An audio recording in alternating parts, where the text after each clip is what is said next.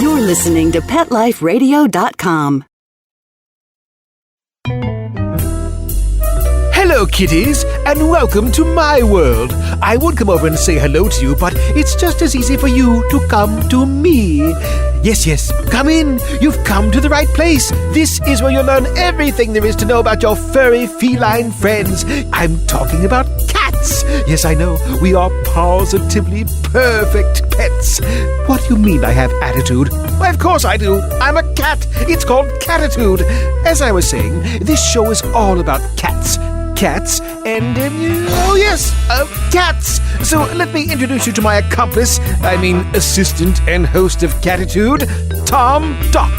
Okay, Tom, tell them how wonderful we cats are. It's okay, you have my permission.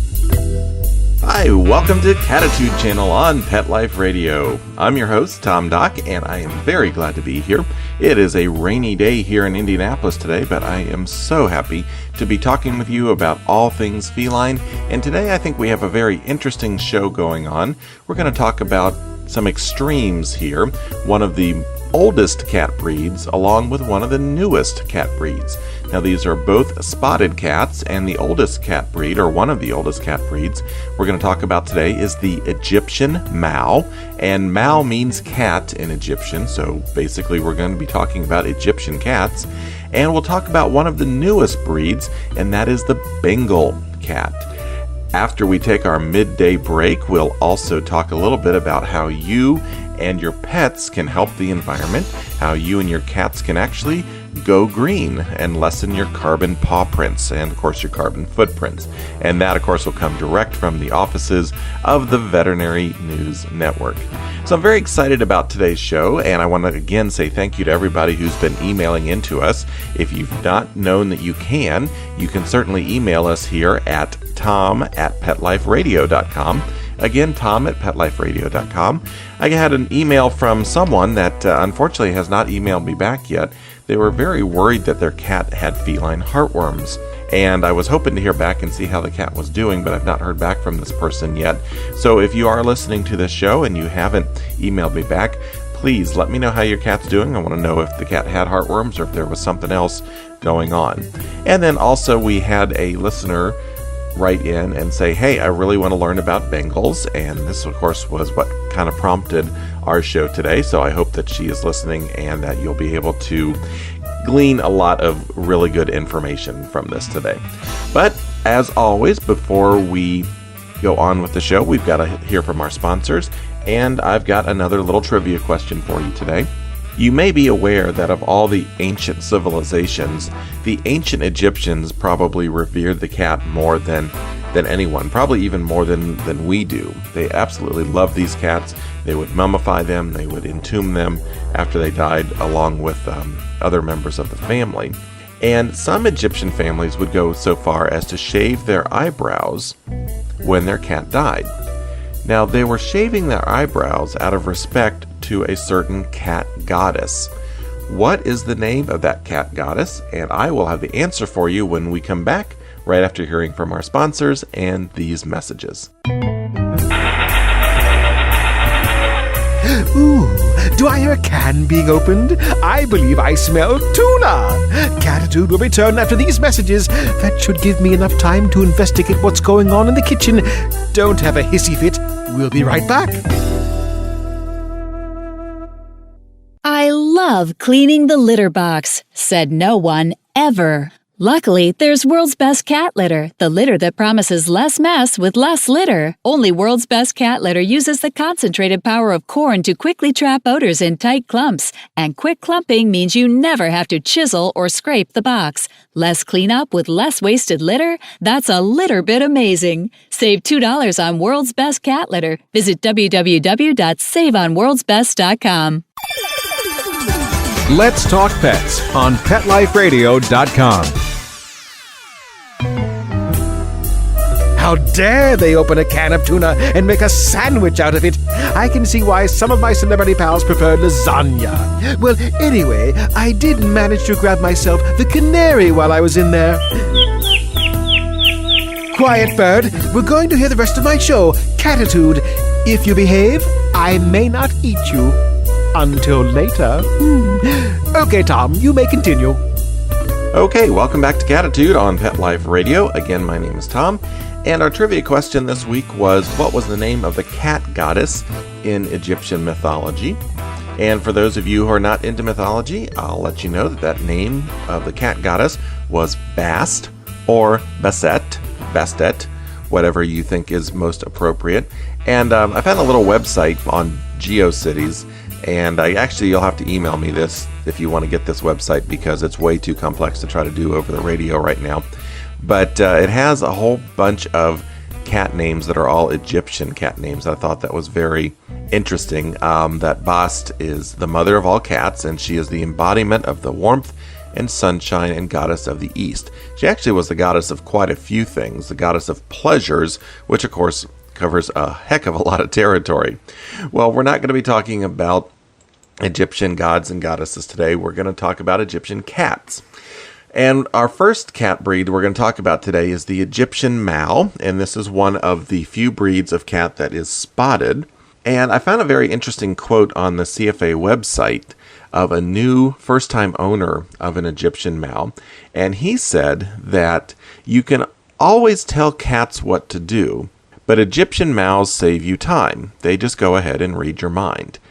Now, I personally have not ever owned an Egyptian Mau, and unfortunately, I've never even had the opportunity to come across one in any of my veterinary practices or any of the pet stores or shelters that I worked at. So I'm very intrigued now to learn more about this cat and learn why this owner would say that they just go ahead and read your mind. But let's talk about the history of the Egyptian Mau real quick. Now, again, I've already told you that Mau means cat in Egyptian, and these cats, actually, the breed goes back to the time of the pharaohs. Some sites will even go as far to say that this breed is kind of the foundation for all domestic cats. Now, I don't know if that's true or not. I don't think it is, given that cats were probably domesticated in several different areas, but we certainly know that they were around at the time of the pharaohs. Now, if you've been listening to the shows, you're probably saying to me right now, well, Tom, you said that the Siamese were around at the time of the pharaohs, and you said the Abyssinians were probably around. Well, if you look at Egyptian art, certainly the Siamese, the Abyssinians, and even the Egyptian Maus all look very similar to what you see portrayed on statues, you see portrayed in the Egyptian art on the wall drawings and everything. But there have been several instances of these wall drawings, some tapestries and some paintings that showed specifically a spotted cat. And of course, we know that Siamese aren't spotted, and we know that Abyssinians aren't spotted. So the theory is that the Egyptian Mau was probably the cat that most Egyptians found most sacred. All cats, of course, were sacred, but the Egyptian Mau was kind of the cat of Egypt. We believe that these are descendants of the small African wildcat, Felis sylvestris, and certainly this little wildcat does look a lot like the Egyptian Maus. And as you'll find out later, as we talk about some of their behavior, Egyptian Maus are very unique in several aspects. And so whether that just makes them unique as individuals, or whether it means that they are holding on to some traits that other domestic cats it's been bred out of, remains to be seen. But certainly we know this is an older breed. However, the modern breed really originated in the 1950s. As with so many breeds, World War II just completely wiped out this breed, and there were very, very few left. But there was an exiled Russian princess. Her name was Natalie Trubetskoy, and she was actually a nurse through World War I and parts of World War II. And she happened to be living in Italy when she was given this small kitten that was spotted, and the kitten's name was Baba. She found out where the cat was from, and it was actually the Egyptian ambassador to Italy that gave her the cat, and she prevailed upon him to bring a couple more, and she ended up with another female, Liza, and a male, Jojo. And this is really the foundation of all of the Egyptian Maus that are in existence at this point in time. So you can see it was a very, very limited gene pool.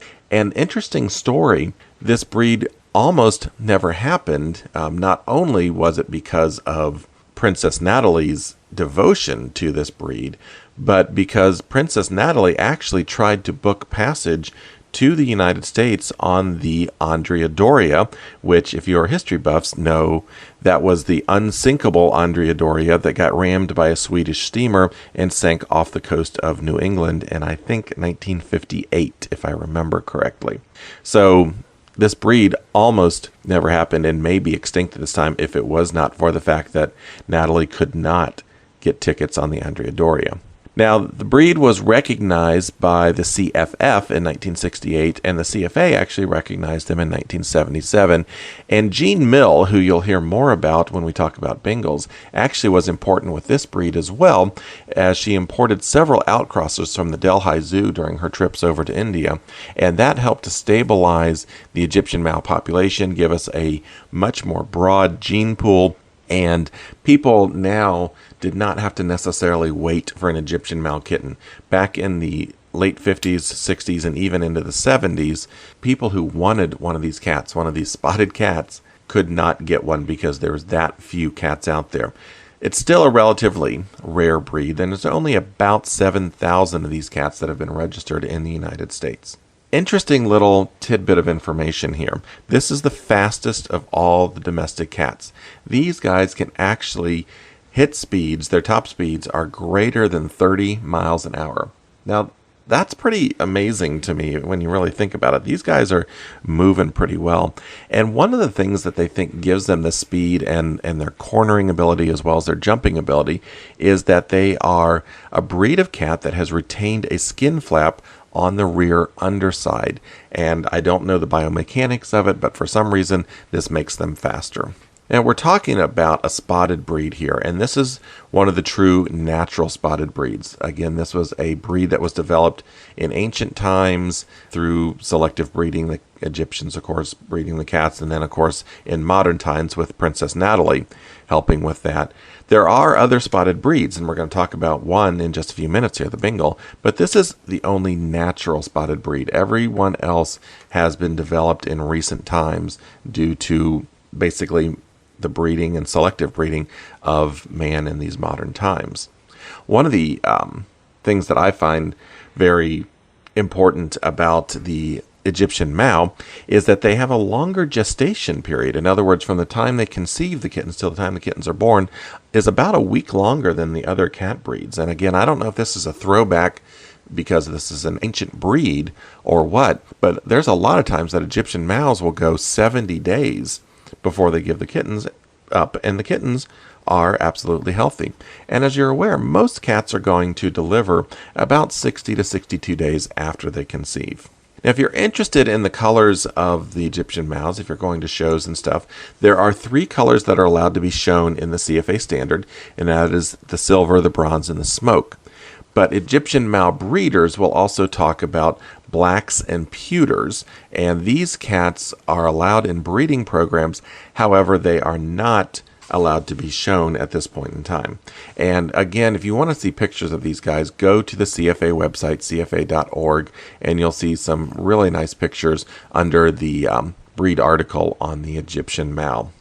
Another thing about their body that you should be aware of, a true Egyptian Mal should always have a worried expression.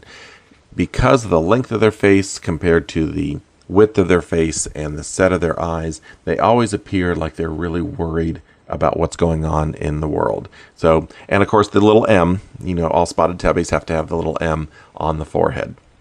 As far as their personality goes, early Mals, especially back in the early parts of the 20th century, before Princess Natalie got involved, these guys were very unpredictable, very fiery and wild nature, probably throwing back to those original African wildcats.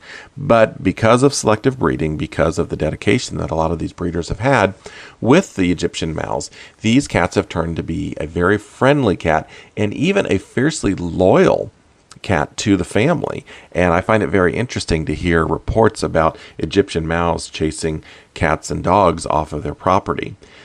I understand they can be somewhat aloof with strangers, but these are a very active breed. Like many cats, they enjoy heights, and there was a nice little article on one of the websites I was looking over saying that they enjoy sitting on top of the refrigerator waiting for the door to open to see if the cat goddess Basht will give them a delicious treat. And I talked about some of the quirks that they have, and one of them is called tail waggling or tail wiggling. Some breeders call it wiggle tail. And when they're happy, like a lot of cats, they'll stand there and they'll make their little biscuits. They'll knead their front paws, but they'll also wiggle their tail back and forth, which is very reminiscent of a male cat spraying on a vertical surface. In fact, there's been a lot of owners of Egyptian mouse who've gone over and probably scraped away a lot of paint trying to wash off urine that is just not there. But this is just one of those things that they do.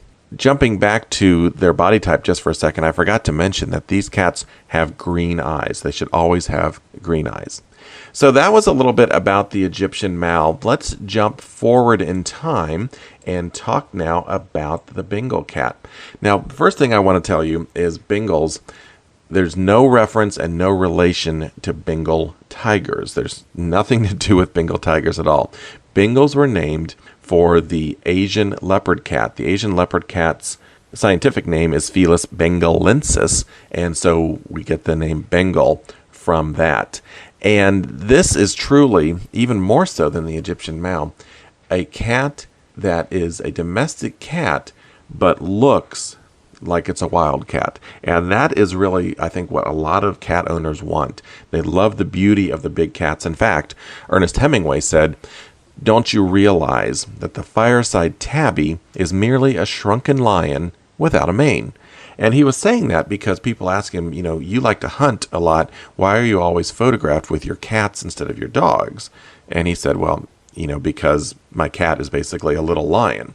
And I think a lot of people see that as true, especially when you're watching a cat's behavior, if they're stalking something, or even if you're just playing with them and they go into that crouch position. It's so fun to think that they're out in the wild and they're a big cat about to make their kill.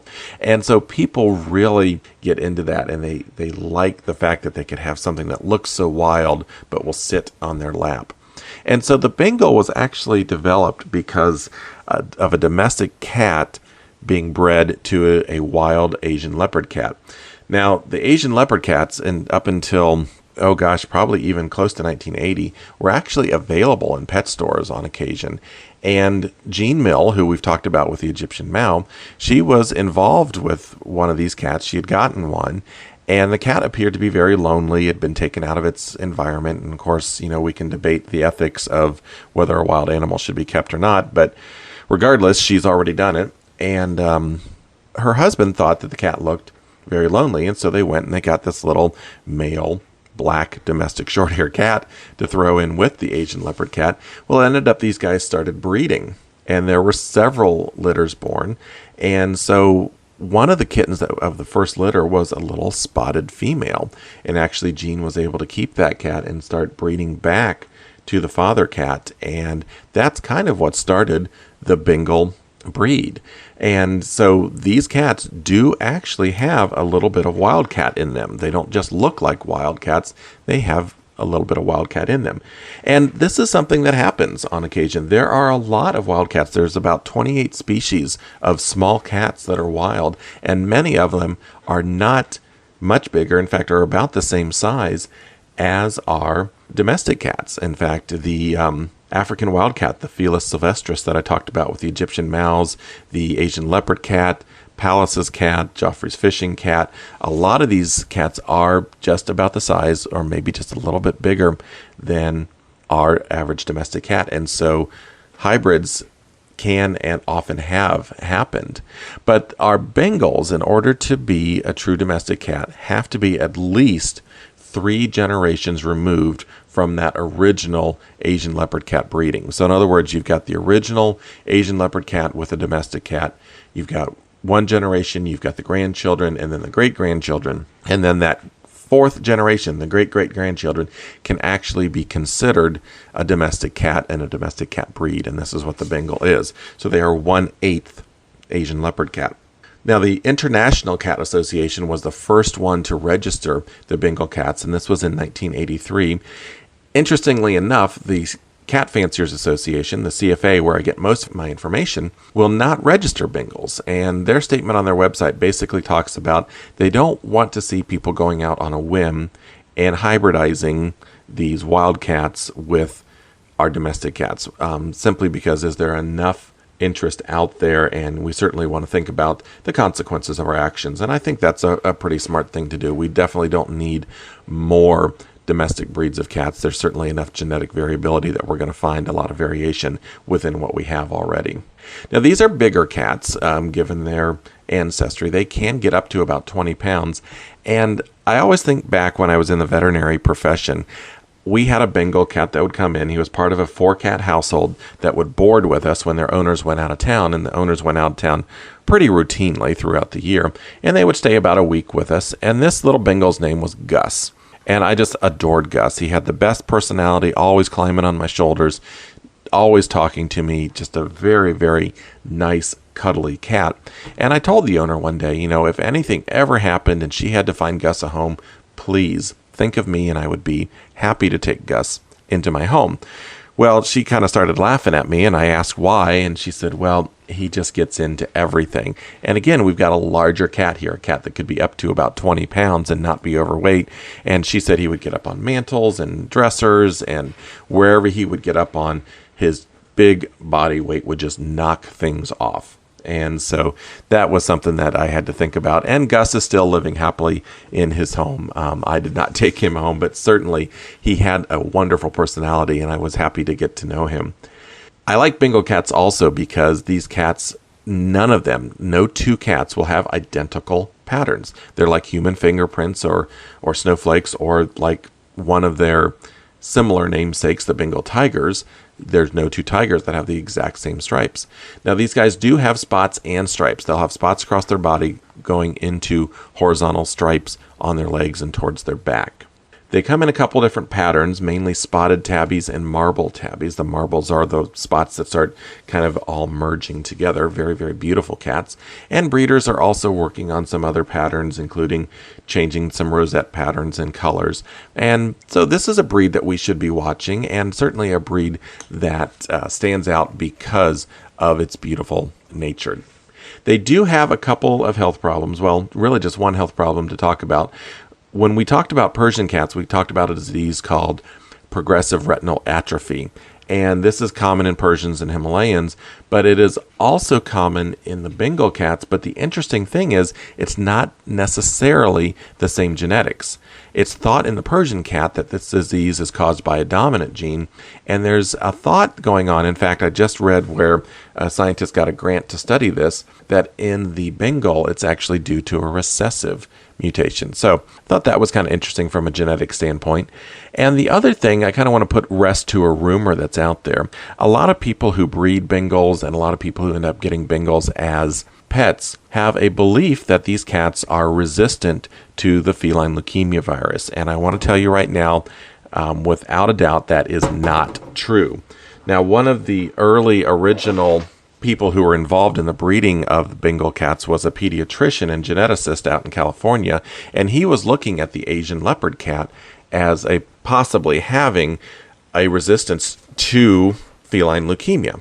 And it was this doctor that Gene Mill was working with. And so I think that what happened was he was working with finding out whether these cats had a resistance to feline leukemia or not.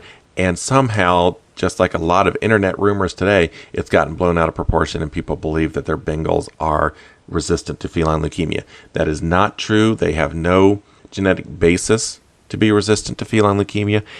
Even if the Asian leopard cat is resistant to feline leukemia, remember, we're 4 generations removed from the wild Asian leopard cat. And so at most, it's going to have 1/8 of the genome. Our Bengal cats are only going to have 1/8 of the genome. So they are definitely not resistant to leukemia. So don't believe that. If your cat goes outside, if they live in a multi-cat household with other cats who go outside, you definitely want to get them potentially vaccinated for feline leukemia. But always, as always, talk with your veterinarian about the best thing to do with that. Okay, wow, we have ate up a lot of time and need to start talking about how you and your cats can go green. But first, we need to hear from our sponsors. So let me break away to them, and I'll be right back after these messages. Ooh, do I hear a can being opened? I believe I smell tuna. Cattitude will return after these messages. That should give me enough time to investigate what's going on in the kitchen. Don't have a hissy fit. We'll be right back. Here's your dinner. Zeus, that's not your food. Don't let that happen to your precious cat. Elevate your cat's eating experience with the Cat Tree Tray. The Cat Tree Tray keeps your cat's food off the floor and conveniently located on the cat tree. It's the perfect way to eat. It's a beautiful wrought iron tray that easily attaches to your cat tree and keeps dogs and other critters out of your cat's dish. A must for multi-pet households. There's a 6-inch tray for large bowls and a 4-inch tray for smaller bowls. Purchase your Cat Tree Tray today. Go right now to cattreetray.com. That's cattreetray.com. CATTREETRAY.com. Let's Talk Pets on PetLifeRadio.com. How dare they open a can of tuna and make a sandwich out of it? I can see why some of my celebrity pals prefer lasagna. Well, anyway, I did manage to grab myself the canary while I was in there. Quiet, bird. We're going to hear the rest of my show, Cattitude. If you behave, I may not eat you. Until later. Okay, Tom, you may continue. Okay, and we are back for the last part of our show today. And direct from the offices at the Veterinary News Network, I want to talk a little bit about how you and your cats can go green. We are all very, very worried about what we are doing to the environment, and I think that's absolutely wonderful. Whether or not you believe in global warming or not, I think that everybody is concerned with what we are doing, and we want to start doing some more eco-friendly things. Even if you're not all that concerned about the environment, think about the price that you're paying for gas. I know that we hit $3.75 here in Indianapolis this week, and it's going to keep going up, and that's just a very, very scary thing. Makes me happy that I work from home, get to talk with you guys from home, and I don't have to drive anywhere. Well, certainly we can reduce our carbon footprint, and what you've got to keep in mind is that there are a lot of toys and accessories for pets that are made with products that are made from the petroleum industry. And there's also a lot of toxic runoff when you're talking about dog toys and cat toys that are made. So we want to look at and certainly go to stores that will provide us with eco-friendly pet toys and pet accessories. And a lot of the big chains like PetSmart and Petco have already started going that way. But if you want to take a look at a few things first, and I have to apologize because when I was writing this article for the Veterinary News Network, these websites that I found were basically more dog websites, but they did have some cat toys on them, so certainly you want to look them up. There's a website called simplyfido.com. They make a lot of dog toys out of cotton and organic dyes, and I think some of their cat toys were also dyed organically too. So that's much more environmentally friendly. You don't have a bunch of toxic dyes going into the environment. You're using natural coloration, just like the ancient Egyptians would do. PlanetDog.com makes their toys from 100% recyclable material, and they also make collars and leads and harnesses from hemp. So, of course, that is something, unlike the nylon, which we can easily recycle and doesn't require any kind of petroleum type of product in it. There are some great beds that you can find out on WorldWise. That's World, WISE.com, worldwise.com, that are made from recycled plastic bottles. And the really neat thing about this is these are comfortable beds. They take these plastic bottles and grind them up to make a fiber, and the fibers are put in the beds, and it saves, according to their sales estimates, it saves about 30 million plastic bottles from reaching landfills. Now, you might think, how can a plastic bottle make a comfortable bed? Well, it's actually very true. I don't have a pet bed that's made out of recycled material, but my wife works for a big recycler here in Indianapolis, and they actually gave all of their employees several pairs of socks that were made from plastic bottles. And I have a few pair of these socks, and they're very comfortable. You wouldn't think that they would be, but all they do is just basically refine it into a fiber, and they can sew it into just about anything. So that's a little bit of information you probably didn't need to know about me, but that's okay. When the pet food recall happened last year, a lot of people started looking at organic pet foods and pet treats because they didn't want to go with the commercial diets. And so you can certainly search through the web and find a lot of natural type of diets for your cat. But again, I want to caution you, always talk with your veterinarian before you go and get that diet, simply because some of these diets don't have all of the nutritional needs that your cat's going to need, actually. One of the biggest concerns that we have with cats is making sure they get enough taurine. And taurine is an amino acid that is important not only in eyesight, but also in healthy heart function. And many people who think that tuna is just the best thing for their cat are actually causing lots of problems because these cats are not getting enough taurine. So whether or not you choose to go with organic food is certainly something that you have the best decision and the best references to make. But always, please, please, please, talk with your veterinarian. And regardless of whether you go with a commercial or organic diet, you know that the cat's going to eventually leave some of that diet somewhere in a litter box in your house or outside. And I want to talk about litter boxes a little bit here. About 40% of the cat litter that's sold today is the traditional clay litter that we've had for years and years and years, and about 60% is the clumping litter that's just been out in the last 20 to 25 years. Now, what you might not know is neither one of these products is biodegradable, and both of them are produced from a type of clay that is a non-renewable resource.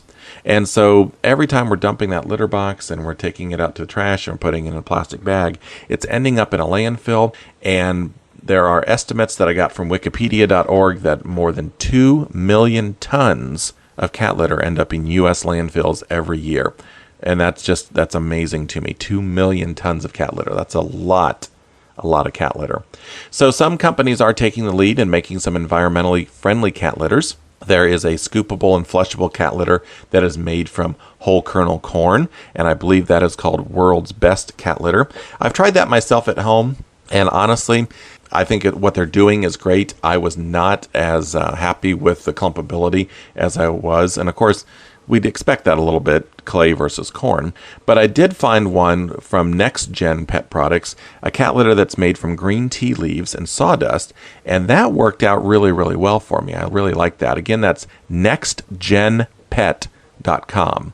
And at any time, please email me at tom@petliferadio.com if you don't get any of these websites, and I'm happy to send them to you. Arm & Hammer also is making more of a biodegradable litter right now, too, that my cat Vulcan absolutely loves, and that's definitely what I'm going to go with. It really helps control odor very, very well. So there are a lot of things that you, as a cat owner, can do to go green and help save the environment. One thing, again, that you want to be careful of, above and beyond thinking about organic diets and things like that, is a lot of people think that if you're going to go green or you're going to go natural, that you've got to find holistic and natural remedies for your pet.